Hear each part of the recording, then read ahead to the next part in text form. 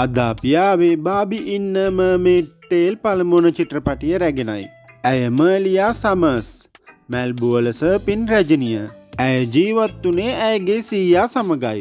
ඇයගේ දෙමාපියන් ඇය කුඩා කලම මිය ගොස් ඇති බවටයි ඇය දැන සිටියේ. නමුත් ඇය කවුරුන්දැයි ඇයට නිවැරදිව දැන ගැනීමට දිනයක් පැමිණියා. ඒ මෙවර මැල්බුවල පැවැත්වෙන සර්පින් තරඟාවලිය අතරතුරේදී සියලු දෙනාගේම ප්‍රීතිഘോഷා මැද ඇය තරඟයට අවතීර්ණ වුණේ මැල්බුවල දක්ෂම සර්ප ලෙස අවිවාදයෙන් යුතුව සියල්ලන්ගේම පිළිගැනීම හමුවෙයි. ඇය මුහුදු රැලි අතරින් ඉදිරියට ඇදමින් සුපුරුදු පරිදි තමන්ගේ දක්ෂතාවය පෙන්වන්නට වුණා. නමුත් මින් පෙර කෙදිනකවත් සිදු නොවූ ලෙස එදින අමුතුම දෙයක් සිදුවෙන්නට වුණේ මර්ලියා මෙන්ම බලා සිටි අනෙක් අයද පුදුමයට පත් කරමිනුයි.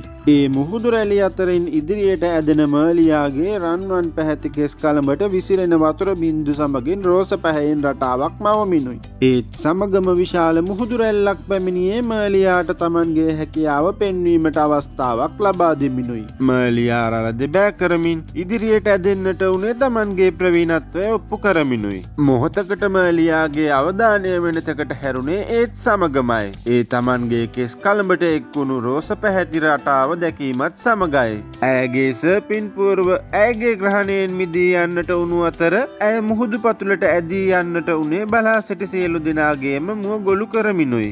නමුත් මොහොතකින් මර්ලියා මුහුද මතු පිට දකින්නට ලැබීම බලා සිටි ඇයගේ සිතට සැහැල්ලුවක් ගෙන දෙන්නට වුණා. මර්ලියා නැවතත් සමුදුරු පතුලට කිමි දෙන්නට වුණු අතර ඇයගේ මිතුරියන් වන පැලන් හා හැඩ්ලි ඇය සිටින දෙසට යන්නට වුණා. අපහසුවෙන් හුස්ම රඳවා ගනිමින් මුහුදු පතුලේ රැඳී සිටි මර්ලියා තමන්ගේ කෙස් කලඹ දෙස බලන්නට උනේ එහි වර්ණ වෙනස් වීම පිළිබඳ අවබෝධ කර ගැනීමට නොහැකිවයි. මේ මොහොතේ ඇය අසලට පැමිණි ඩෝල්පින් මාළුවෙක් ඇය සමග කතා කරන්නට උනේ ඇයව තව තවත් පුදුමයට පත් කරමිනුයි. ඩෝල්පින් ඇයට මුහුද තුලදී පවා හුස්ම ගැනීමට හැකි බව මර්ලියාට පවසන්නට වුණා. සැබවින්ම ඒ සත්‍යයක් බව ඇයට වැටහෙන්නට වුණා. මීළඟට ඩෝල්පින් මර්ලියාව ඇයගේ මිතුරියන් අසලට කැඳවාගෙන ගොස් ආපසු යන්නට උනේ පසුව නැවතත් හමුවීමේ බලාපොරොත්තුවෙන් යුතුවයි. මිතුරියන් වෙත ගිය මර්ලියා තමන් මුහුණ දුන් සිදුවීම ඔවුන් සමග පවසන්නට වුණත් ඔවුන්ට එය විශ්වාස කළ නොහැකි තැන මර්ලියාට දිය යටදී යම් කම්පනයක් සිදු වී ඇති බවට ඔවුන් අනුමාන කරන්නට වුණා. ඔවුන්ගේ අදහස වුණේ මර්ලියා වෛද්‍යවරයෙකු හමුවට යාම සුදුසු බවයි. මර්ලියා මුහුදුවරලාසන්නේ ඇති තමන්ගේ නිවස වෙත යන්නට වුණු අතර සායනය මත වැතිරී ඇය තවදුරටත් එම සිදුවීම පිළිබඳව කල්පනා කරන්නට වුණා. මේ අතරේ මර්ලියාගේ සීයා ඇයව සොයා කාමරයට පැමිණෙන්නට වුණු අතර ඇය ඉක්මනින්ම තමන්ගේ හිසකෙස් ආවරණය කරගත්තේ ඒ සීයාගේ ඇස නොගැටෙන ලෙසයි. නමුත් ඇයට තමන් මුහුණ දී සිටින අසාමාන්‍ය තත්ත්වය ගැන පැවසීමට සිටියේ සීයා පමණක්ම බැවින් ඇය ඒ ගැන සීයාට පවසන්නට තීරණය කළා. තමන්ගේ කෙස් කලඹට රෝස පැහැයක් එක්වුණු බව ඇය සීයාට පෙන්වන්නට වුණු අතර තමන් සමග ඩෝල්පින් මාළුවෙකු කතා කළ බවත් ඩෝල්පින් මාළුවා පැවසූ පරිදිම තමන්ට දිය යටදී පවා සාමාන්‍ය ලෙසින් හුස්ම ගැනීමට හැකි වුණු බවත් ඇය සීයා සමග පවසන්නට වුණා. මර්ලියා සිතන්නට වුණේ තමන් යම් මානසික ව්‍යාකූලත්වයකට පත්ව ඇති බවයි. නමුත් ඇය බලාපොරොත්තු නොවූ කරුණු රැසක් සීයා ඇය ඉදිරියේ පවසන්නට වුණේ මේ මොහොතේදී. එය ඇයට අවබෝධ කර ගැනීමට නොහැකි තරම් සංකීර්ණ කරුණක් ලෙස පෙනුන බැවින් මෙතෙක් කල් එය ඇයට නොපවසූ බව පවසමින් සීයා පවසන්නට උනේ තමන්ගේ පුතා දිනක් තමන් දිය කිඳුරියකට පෙම් බඳින බව පැවසූ අතර තමන් ඒ කිසිසේත් විශ්වාස නොකළේ හැම මොහොතකම මෙන් ඔහු මෙවරත් විහිළුවක් කරනු ඇතැයි සිතුණු නිසා බවයි. නමුත් අනතුර සිදු වී අවුරුද්දක් ගත වුණු පසු දිනක් තමන් මුහුදු වෙරළේ සිටින විට තමන්ගේ දැස් අදහගත නොහැකි ලෙස සැබෑම දිය කිඳුරියක් තමන් ඉදිරියට පැමිණියේ කුඩා දැරියක්ද තුරුලේ හොයාගෙන බව ඔහු පවසන්නට වුණා. තවද ඇය මේ අර්ධ මිනිස් හා අර්ධ දියකිඳුරියක් වන ලස්සන පුංචි දැරියට උපතින්ම පාද පිහිටා තිබීම නිසා ඇයව ඔවුන්ගේ පිරිස අතරේ ඇති දැඩි කිරීම අවදානම් සහගත බව පවසා ඇයව රැකබලා ගන්නා ලෙස තමන්ට ඉල්ලීමක් කළ බව සීයා පවසන්නට වුණා. ඉතින් තමන් එම වගකීම සතුටින් බාරගත් බවද සීයා මර්ලියාහට පවසන්නට වුණා. තවද ඇය ඉතා අපහසුවෙන් මර්ලියාව තබා ගියත් මර්ලියාගේ ගෙලෙහි සිප්පි මාලයක් බඳින්නට උනේ පුංචි මර්ලියාගේ ආරක්ෂාව වෙනුවෙන් බවද සීයා පවසන්නට වුණා. නමුත් මේ කිසිවක් ගණනකට නොගත් මර්ලියා සීයා පැවසූ කිසිවක් සැබෑවක් බව පිළිගන්නට කැමති වුණේ නැහැ. ඇය නිවසින් පිටතට ගියේ සුපුරුදු පරිදිම ජනේලයෙන් පිටතට පනිමිනුයි. ඇය ඇයගේ මිතුරියන් වන ෆැලන් හා හැඩ්ලි අමතා තමන්ට ඔවුන් හමුවීමට අවශ්‍ය බව දැනුම් දුන් අතර ඒ අනුව ඔවුන්ගේ සුපුරුදු ස්ථානයේදී හමුවී කතාබහේ යෙදෙන්නට වුණා. හැඩ්ලි අන්තර්ජාලයේ සෙවීමෙන් අර්ධ මනුෂ්‍ය අර්ධ දිය කිඳුරු පුරාවෘත්තයක් පිළිබඳව තොරතුරු පවසන්නට වුණත් පැලන් නම් මේ කිසිවක් පිළිබඳව කොහෙත්ම විශ්වාස නොකළේ අන්තර්ජාලයේ පවා බොරු තොරතුරු ඇතුළත් කිරීමට හැකි බව පවසමිනුයි. මර්ලියාද ඒ කිසිවක් විශ්වාස නොකළ අතර තමන් තව තවත් ව්‍යාකූලත්වයට පත් නොකරන ලෙස හැඩ්ලිට පැවසුවේ තමන්ගේ ගැටලුවට විසඳුමක් සොයා ගැනීමට තමන් ඔවුන් දෙදෙනා හමුවීමට පැමිණි බව නොරිස්සුම් ලෙස පවසමිනුයි. ඒත් සමගම පෙර අවස්ථාවේ ඇය සමග කතා කළ ඩෝල්පින් මුහුදට බෑවුම් වී තිබෙන ඔවුන් කතා කරමින් රැඳී සිටි ගල් පර්වතයට පහළින් හිඳමින් මෙවරත් මර්ලියා සමග කතා කරන්නට උනේ තමන්ව සූමා ලෙස හඳුන්වා දෙමිනුයි. තමන් මර්ලියාගේ මවගේ සමීපතම එක් බව සූමා පැවසීමත් සමග මර්ලියා ඇයගෙන් තව තවත් තොරතුරු දැන ගැනීමට උනන්දු වුණා. මර්ලියාගේ මව ඕෂනාවේ රැජිනිය ලෙස යහපත් පාලනයක් ගෙන ගිය බවත් ඇයගේ සහෝදරිය වන නපුරු එරිස් ඇයව බලයෙන් පහ කර ඕෂනාව එරිස්ගේ අතට පත් කර ගන්නට උණු බව සූමා මර්ලියාට පවසන්නට වුණා. මේ වන විට ඕෂනාව එරිස්ගේ අයහපත් පාලනයට යටත්ව පවතින බැවින් ඕෂනාව බේරා ගැනීමට මර්ලියාගේ උපකාර ඕෂනාවේ වැසියන්ට අවශ්‍ය බවයි සූමා තවදුරටත් පැවසුවේ. කෙසේ පැවසුවත් ඒ කිසිවක් විශ්වාස නොකළ මර්ලියා තමන්ගේ ගෙලෙහි මේ වනතුරුත් බැඳි තිබෙන සිප්පිමාලය ගලවා පර්වතය මතට විසි කරන්නට උනේ මේ සියලුම කතා තමන් මෙල්බුවල දක්ෂම සර්පවීමේ ඉරණමට බාධා කරන බව පවසමිනුයි. නමුත් නොසිතූ ලෙස බිම වැටුණු සිප්පිමාලයේ බලයක් නිකුත්වීමත් සමගම මර්ලියාගේ මව හෙවත් ඕෂනාවේ කැලීසා රැජිනිය ඇය ඉදිරියේ නිරූපණය වන්නට උනේ පණිවිඩයක්ද සමගයි. එයින් නැවත වරක් සූමා පැවසූ සියල්ල සත්‍ය බව මර්ලියාට වැටහෙන්නට වුණා. ඇය සූමා සමග ඕෂනාව වෙත යාමට තීරණය කළේ ඉන් අනතුරුවයි. ඕෂනාව බේරා ගැනීමට තම මවට උපකාර කිරීමටත් ඉන් අනතුරුව තමන් මනුෂ්‍යයෙක් ලෙස පමණක් ජීවත් වීමට අවස්ථාව සලසා ගැනීමත් ඇය එයින් බලාපොරොත්තු වුණා. මෙලෙස මර්ලියා සූමා සමග සමුදුර පතුලට කිමිදෙමින් ඕෂනාව වෙත පිටත් වුණේ මිතුරියන් දෙදෙනාට සමු දෙමින් තම සීයාට ඇය ඕෂනාව වෙත ගිය බව දැනුම් දෙන ලෙසද පවසමිනුයි. ඒ යන අතරතුර එරිස්ගේ පාලනයේ අහිතකර ප්‍රතිඵල ගැන සූමාගෙන් ඇයට දැනගන්නට ලැබුණා. කතා බහ අතරේ නොදැනීම දෙදෙනා ඕෂනාව වෙත ළඟා වෙන්නට වුණා. මර්ලියාට තමන්ගේ දැස් අදාහගත නොහැකි වුණේ සමුදුර පතුලේ මෙවැන්නක් දකින්නට ලැබීම පුදුමයට හේතුවක් වීම නිසායි. සැබවින්ම එය වෙනම ලෝකයක් වැනියයි මර්ලියා සිතුණු බැවින් ලස්සනයි කියා ඇයට කියවුණේ ඉබේටමයි. නමුත් කල්පනාකාරී ලෙස තමන් අනුගමනය කරමින් දෙපා සඟවාගෙන පැමිණෙන ලෙස සූමා මර්ලියාට පැවසුවේ යම් හේකින් මනුෂ්‍යයෙක් ඕසනාව තුළට ඇතුල් වී ඇති බව එරිස් දැන ගැනීම ඔවුන්ට බාධාවක් විය හැකි නිසයි. සූමා මුලින්ම මර්ලියාව කැඳවාගෙන ගියේ වරල් සහිත කිඳුරු ඇඳුමක් මිලදී ගැනීමටයි. ඒ අනෙක් අය ඉදිරියේ මර්ලියා කිඳුරියක් ලෙස පෙන්වීමටයි. සැබවින්ම මෙය සුපිරි නගරයක් වැනියයි මර්ලියාට සිතුනේ නගරයක දැකිය හැකි බොහෝ වන්ගයන් මෙහි දකින්නට තිබුණු නිසයි. රෙදිපිලි අලවිසල් රූපලාවන්‍ය අගාර වැනි තවත් බොහෝ ස්ථාන ඒ තුළ දකින්නට ලැබුණු අතර මාධ්‍ය වාර්තාකරුවන්ද එහි සිටිනු දකින්නට ලැබුණා. තවත් අය සාප්පු සවාරියමින්ද කතා බහේ යෙදමින්ද සිටිනු දකින්නට ලැබුණා. එක්වරම ඔවුන් සියලු දෙනාගේම අවධානය වෙනස් වන්නට උනේ එරිස්ගේ පැමිණීමත් සමගයි. සෑම කෙනෙක්ම ඉක්මනින් එරිස් පැමිණෙන දෙසට යන්නට උනේ ඇයට තිබෙන කැමැත්ත නිසා නොව ඇයට තිබෙන බය නිසයි. මොකද ඇය තරම් කුරිරු ලෙසයි ඕෂනාව පාලනය කරමින් සිටියේ. එරිස් හමුවේ හැම කෙනෙක්ම ප්‍රීතිගෝසා නැගිය යුතු උනේ එය ඇයගේ නීතියක් වී තිබුණු නිසයි. ඉතින් හැම කෙනෙක්ම එරිස් හට තිබෙන බිය නිසා ඇයට පක්ෂපාතීත්වය පෙන්වන්නට වුණා. එරිස් එතනින් පිටව යන තෙක් සැඟවී සිටි සූමා හා මර්ලියා ඇඳුමක් තෝරා ගැනීමට සාප්පුවක් තුළට පිවිසෙන්නට වුණා.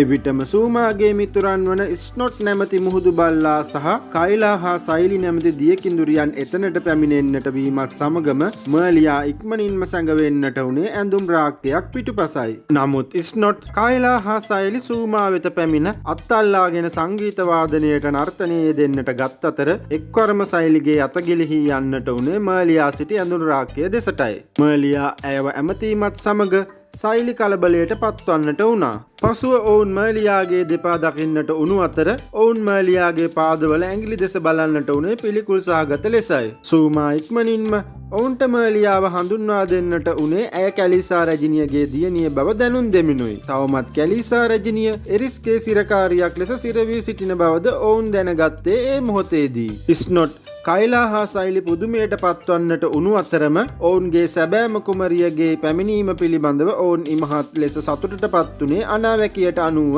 මර්ලියාට එරිස්ව පරාජය කර ඕෂනාව බේරා ගැනීමට හැකියාව ඇති බැවිනුයි. කෙසේ වෙතත් මර්ලියාට ඕෂනාවේ කුමරිය වීමට අවශ්‍ය වුණේ නැහැ. ඕෂනාව බේරා ගැනීමට සහයෝගය දීමට ඇය කැමැති වුණත් ඇයට සම්පූර්ණයෙන්ම මනුෂ්‍යයෙක් වීමටයි අවශ්‍ය වුණේ. ඇය මනුෂ්‍ය ජීවිතයට ප්‍රිය කළා. කයිලා හා සයිලි එකතු මර්ලියාට ගැලපෙන ඇඳුමක් තෝරන්නට උණු අතර සූමා හා ස්නොට්ස් විසින් ඒවායේ හොඳ නරක තීරණය කරන්නට වුණා. අවසානයේ මර්ලියාට ගැලපෙන ඇඳුම තෝරාගත් අතර ඊළඟට ඔවුන් පිටත් වුණේ ඉරණම ගැන දැන ගැනීමටයි. ඒ මර්ලියාට එරිස්ව පරාජය කිරීමට හැකිවේද? එය කරන්නේ කෙලෙසද වැනි තොරතුරු දැන ගැනීමටයි. ඔවුන් යන්නට මොහොතකට පෙර එරිස් දෙතනට ගියේ අනාගතය ගැන දැන ගැනීමටයි. එරිස්ට වමනා වී තිබුණේ උපරිම කාලයක් ඕෂනාවේ රජ වී සිටීමටයි. එබැවින් යම් බාධාවක් ඇද්දැයි දැන ගැනීමටයි එරිස් පැමිණියේ. අනාවැකි පවසන කිඳුරියන් තිදෙනා එරිස් පිළිබඳව අනාවැකියේදී කැලිසා රැජිනියගේ දියණිය සුදුසු වියට පැමිණ ඇති බව හා ඇයට එරිස්ව පරාජය කළ හැකි බව පවසන්නට වුණා. එයින් කෝපයට පත් වූ එරිස් ඇව විනාශ කර දමන බව පවසමින් ඇව සොයාගත හැකි ස්ථානය විමසන්නට වුණත් අනාවැකි පවසන කිඳුරියන්ද එය එලෙසම වනවාට ඇති කැමැත්ත නිසා එරිස් විමසූ ප්‍රශ්නය මගහරින්නට වුණේ ඒ ගැන නොපැවසීමට වග බලා ගනිමිනි. එයින් තව තවත් කෝපයට පත් වූ එරිස් තමන් විසින් කැලිසාගේ දියණියව විනාශ කරන බව පවසමින් තරහින් පිටව යන්නට උණු අතර ඒ වන විට මර්ලියා කැඳවාගෙන සූමා හා අනෙක් තිදෙනා එහි පැමිණ තිබුණා. එරිස්ගේ මේ වදන් පිටතින් සිටි ඔවුන්ට ඇසෙන්නට උණු අතර මර්ලියා ඉක්මනින් සැඟවුණේ ඇයගේ නෙත නොගැටීමටයි. නමුත් එරිස්ට ගැටලුවක් වුණේ කයිලා හා සයිලි එහි රැඳී සිටියේ කුමක් සඳහාද යන්නයි. ඔවුන් එරිස්ව සොයා පැමිණි බව කයිලා හා සයිලි එරිස් හට පැවසුවේ ඇයට ඔවුන් පිළිබඳ සැකයක් ඇති නොවීමටයි. මේ අතරතුර එරිස් ඔවුන්ට පවසන්නට වුණේ ආගන්තුකයෙකු ඕෂනාව තුළ සිටින බව කිනම් මොහොතක හෝ ඔවුන්ට දැනගන්නට ලැබුණහොත් ඒ ගැන ඉක්මනින් ඇයට දැනුම් දෙන ලෙසයි. එවිට එරිස්ගේ අවධානය වෙනස් කිරීමට මේ අවස්ථාවක් කරගත් කයිලා හා සයිලි එරිස් හට පැවසුවේ ඔවුන්ට ආගන්තුකයෙකු දකින්නට ලැබුණු බවයි. එරිස් ඒ ගැන වැඩිදුර තොරතුරු දැන ගැනීමට නොයවසිලිමත් වුණු අතර කයිලා හා සයිලිගෙන් ඒ පිළිබඳව විමසන්නට වුණා.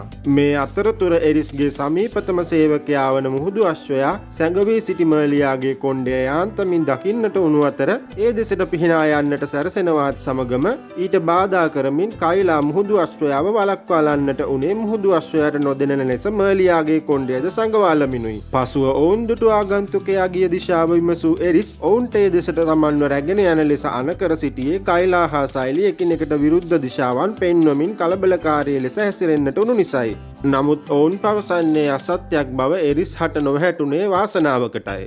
එලෙස ඔවුන් එතනින් නික්ම යනතුරු මගහැර සිටි සූමා මර්ලියාද සමගින් අනාවැකි පවසන කිඳුරියන් හමුවට යන්නට වුණා. මොහොතකින් ස්නොට්ස් කයිලා හා සයිලිද එතනට පැමිණෙන්නට උනේ සුළු කාලයකට එරිස්ගේ බාධාව ඉවත් කර දමමිනුයි. මේ මොහොතේ මර්ලියා අනාවැකි පවසන කිඳුරියන් ඉදිරියේ ඇති අසුනේ හිඳගන්නවාත් සමගම අනාවැකි පවසන කිඳුරියන් මේ පැමිණ ඇත්තේ කැලිසා රැජිනියගේ දියණිය වන මර්ලියා බව හඳුනා ගන්නට වුණා. ඉන් අනතුරුව ඔවුන් පැවසුවේ එරිස්ව පරාජය කිරීමට නම් මර්ලියාට මෙවලම් 3ක් අවශ්‍ය බවයි. ඒ සෙලෙස්ටියල් පනාව, සිහින මාළුවෙක් හා එරිස්ගේම ආරක්ෂිත මාලයයි. මර්ලියාට ඔවුන්ගෙන් දැන ගැනීමට වමනා වුණේ එලෙස මෙවලම් 3 සොයාගෙන එරිස්ව පරාජය කිරීමෙන් තමන්ට සදාකාලිකවම මනුෂ්‍යයෙක් ලෙස ජීවත් වීමට ලැබේද කියායි.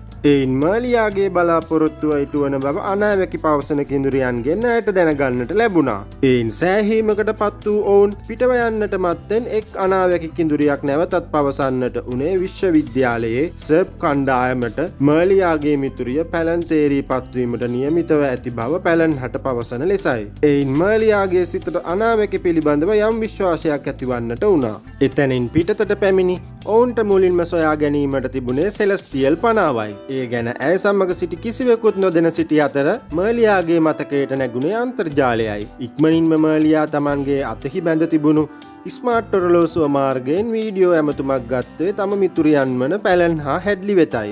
එයින් මර්ලියාගේ අලුත් යහළුවන් හා පරණ යහළුවන් දැන හඳුනා ගන්නට උණු අතර මර්ලියා සෙලෙස්ටියල් පනාව පිළිබඳව යම් කරුණක් අන්තර්ජාලයේ ඇතුළත්ව තිබේදැයි සොයා බලන ලෙස පැලන් හා හැඩ්ලි වෙත පවසන්නට වුණා. නමුත් ඒ පිළිබඳව කිසිදු සටහනක් අන්තර්ජාලයේ නොමැති බවයි ඔවුන්ට දැනගන්නට ලැබුණේ.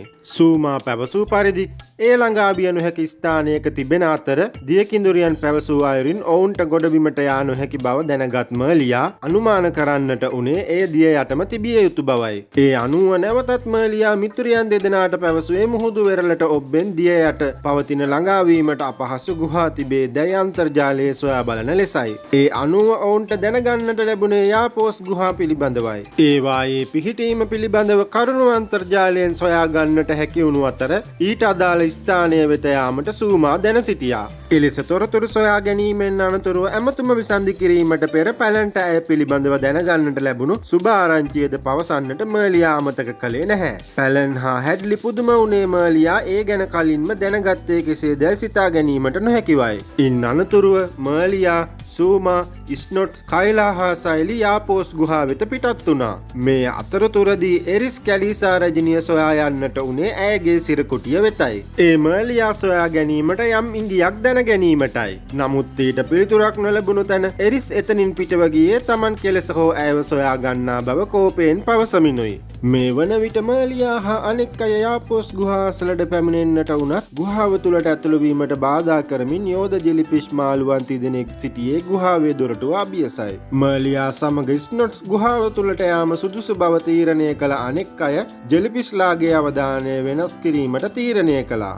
ඒ අනුව යෝධ ජෙලිෆිෂ් මාළුවන් තිදෙනා අනෙක් අය පසුපස ලුහු බඳින්නට වුණු අවස්ථාවේ මර්ලියා හා ස්නොට් ගුහාව තුළට ඇතුල් වුණා. ගුහාව තුළට ඇතුළු වුණු පසු ඔවුන්ට දකින්නට ලැබුණේ රෝස පැහැයට හුරු පාෂාණිකතුවකින් සැදුම්ලත් ජලයෙන් ඉහළට එසවුණු උල් සහිත පර්වතයකුයි.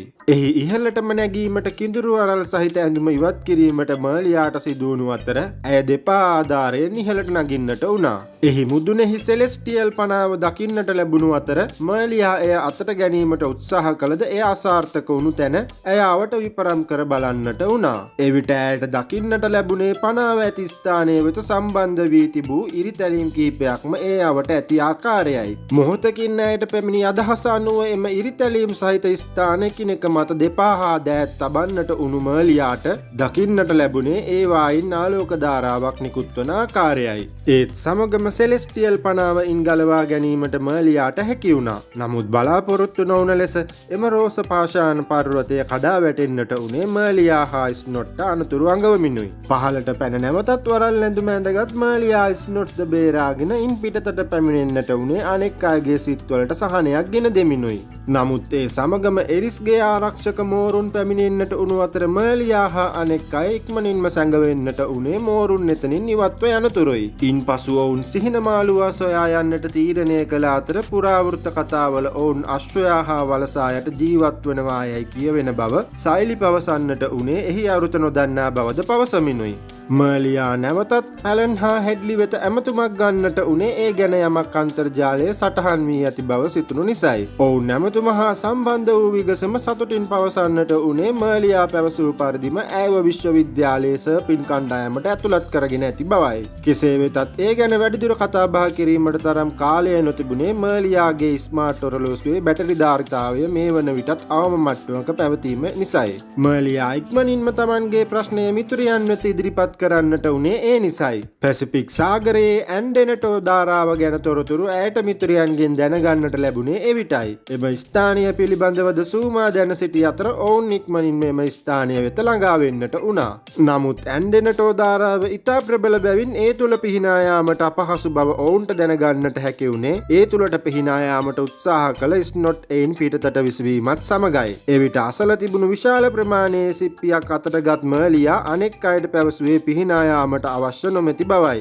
වරල් ඇදුම ඉවත දමා දෙපා ආධාරයෙන් සර්ප් කරමින් ඇන්ඩෙනටෝ ධාරාව තුළින්ම මර්ලියා ගමන් කරන්නට උනේ තමන්ගේ සුපුරුදු හැකියාවෙන් උපරිම ප්‍රයෝජන ගනිමිනුයි. අනෙක් අය ඊට සමාන්තරව ධාරාවට පිටතින් පිහිනා පැමිණෙන්නට වුණා.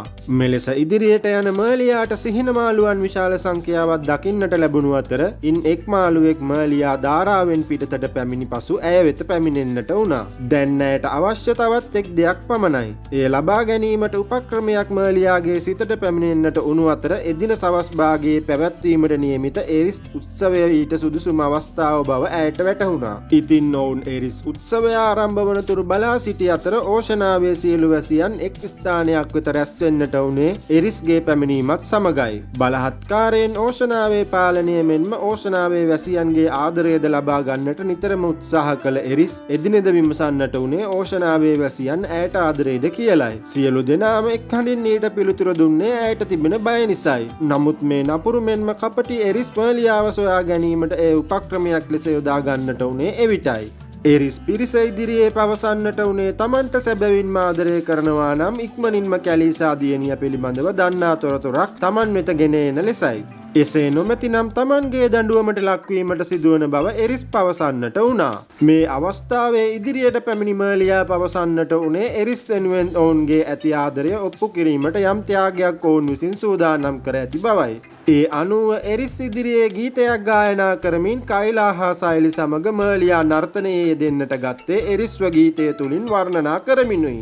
මොහොතකට එරිස්ට ඒ ගැන සතුටක් ඇතිවන්නට උණු අතර ඇය උද්දාමයට පත්ව ඒ දෙස බලා සිටින්නට වුණා. එලෙස ගායනය හා නර්තනය අවසානයේ එරිස්ගේ ගෙල බැඳි මාලය ගලවා ගන්නට මර්ලියා සමත් වුණු අතර එරිස් එයින් කෝපයට පත්ව තමන්ගේ ආරක්ෂක මෝරුන්ව මර්ලියා අල්ලා ගැනීමට ඇය ඉදිරියට එවන්නට වුණා. එබැවින් මර්ලියා ඉක්මනින්ම පීනා යන්නට උනේ මෝරුන්ට හසු නොවීමටයි. ඒ අතරතුරේදී ඇය හැඳ සිටි වරල් ඇඳුම එක් මෝරෙකුගේ කටට හසු වී ගැලවී යන්නට උණු අතර මර්ලියා මනුෂ්‍යයෙක් බව සියලු දෙනා දැනගන්නට වීමෙන් රැස්ව සිටි සියල්ලන් තුෂ්ණිම්භූත වී බලා සිටින්නට උනේ සිදුවන කිසිවක් අවබෝධ කර ගැනීමට නොහැකිවයි. කැලීසාගේ දියණිය තමන්ට හසු වූ බව සිතූ එරිස් සතුටට පත්වන්නට උණු අතරම ඇයගේ නැවත කිසිදා පැමිණීමට නොහැකි ආඝාතයක් සහිත අඳුරු සුලිය නිර්මාණය කරන්නට උනේ මාලියාවෙහි සිර කිරීමටයි. ඉන්පසු එරිස්ගේ ආරක්ෂක මෝරුන් මාලියාවේ තුලට තල්ලු කර දමන්නට උනේ බලා සිටි සියල්ලන්ම බියට පත් කරමිනුයි. කයිලා හා සයිලි සූමා ස්නොට් ඉමහත් ලෙස කම්පාවට පත්වනේ එය ඔවුන් කෙසේවත් බලාපොරොත්තු නොවූ දෙයක් නිසයි. මර්ලියා සොලිය තුල කරකැවමින් සිටින අතර සිහින මාළුවාහට කතා කරන්නට උනේ උදව් ලබා ගැනීමට සිතාගෙනයි.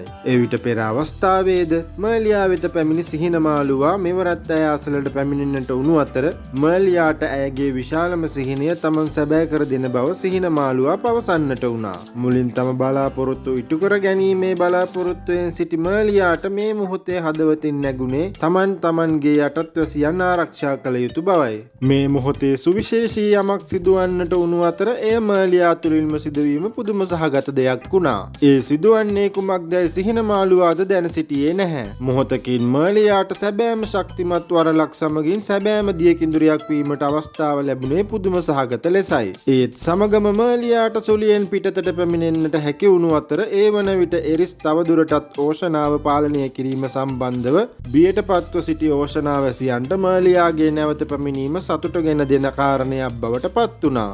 මර්ලියා සියල්ලන් ඉදිරියේ සත්‍ය පැහැදිලි කර දෙන්නට උනේ තමන් කවුරුන්දැයි සියලු දෙනාට හඳුන්වා දෙමිනුයි. ඉන් අනතුරුව එරිස්ගේ යනට කිසිවෙකුත් අවනත නොවුනේ එරිස්ගේ සැබෑ තත්ත්වය අවබෝධ වුණු නිසා වෙනුයි. එරිස්ගේ ආරක්ෂක මෝරුන් පවා එරිස්ගේ යන කිරීම් වලට අවනත නොවුණු අතර මුහුදු අශ්වයාද එරිස්ගේ යන කිරීම් නොසලකා හරින්නට වුණා. මර්ලියා එරිස්ට තවත් එක් අවස්ථාවක් දෙන්නට උත්සාහ කළේ තමන්ගේ මව නිදහස් කර සහයෝගයෙන් ඕෂනාව පාලනය කිරීමට යෝජනා කරමිනුයි. නමුත් එරිස්ට වමනා වුණේ තනිවම ඕෂනාවේ පාලනය තමන් අත පවත්වා ගැනීමටයි. එබැවින් එරිස් මර්ලියා පසුපස හඹා එන්නට උනේ කෝපයෙන් යුතුවයි. උපක්‍රමික ලෙස එරිස්ගේ අඳුරු සුලිය තුලටම මර්ලියා ඇතුළු වෙන්නට උණු අතර ඇය පසුපස එරිස්ද ඊට ඇතුළු වන්නට වුණා. අවසානයේ මර්ලියායින් පිටතට පැමිණියත් එරිස්ටයින් පිටතට පැමිණෙන්නට නොහැකි වුණු අතර එරිස් සදහටම ඒ තුල සිර වෙන්නට උණු අතර සියලු මෝෂනාවැසියන් මැල්බුවන් එයින් බොහෝ සතුටට පත් වුණා. අවසානයේ මර්ලියා තම මව වන කැලිසා රැජිනියව සිරකුටියෙන් නිදහස් කරගත් අතර ඇයට ඇගේ රාජකීය ඔටුන්නද පළඳවන්නට වුණා. අසාධාරණ ලෙස එරිස්ගේ සිරකරුවන් වී සිටි සියලු දෙනාම නිදහස් කර දමන්නට වුණා. කයිලා හා සයිලිට තනතුරුද ලැබෙන්නට උණු අතර මර්ලියාට දෝෂණාවේ රැඳී සිටින ලෙස ඔවුන් පවසන්නට වුණත් මර්ලියා මනුස්ස ජීවිතය ඉදිරියටත් ගෙවන්නට තීරණය කළා. ඉතින් කැලිසා රැජිනිය මර්ලියාට අලුතින් මාලයක් නිර්මාණය කර දෙන්නට උණු අතර එය මර්ලියාට කැමති මොහොතක මනුෂ්‍ය හෝ කිඳුරු කැමති ස්වරූපයකින් ජීවත් වෙන්නට අවස්ථාව සලසා දුන්නා. අවසානයේ මර්ලියා නැවතත් ගෙදරට පැමිණෙන්නට උනේ කනස්සල්ලෙන් සිටි සීයාව සතුටට පත් කරමිනුයි. ඉතින් මර්ලියා බලාපොරොත්තු වුණ පරිදිම ඇයට සර්පින් ශූරිය වන්නට හැකි වුණු අතර දැන් ඇගේ මවත් ඇගේ දක්ෂතාවයන් බලන්නට මැල්බු වෙත පැමිණීම ඇයට ශක්තියක් මෙන්ම විශාල සතුටක්ද වුණා. ළඟදීම තවත් ලස්සන නිර්මාණයක් සමගින් හමුවෙමු. මේ චිත්‍රපටිය ගැන ඔයාලගේ අදහස පහලින් කමෙන්ට් කරන්න. ඒ වගේම මේ වගේ තවත් ලස්සන චිත්‍රපටි දැමූ ගමන් ඔබ වෙතට ගෙන්න ගන්න අපිව සබ්ස්ක්‍රයිබ් කරන්න අමතක කරන්න එපා.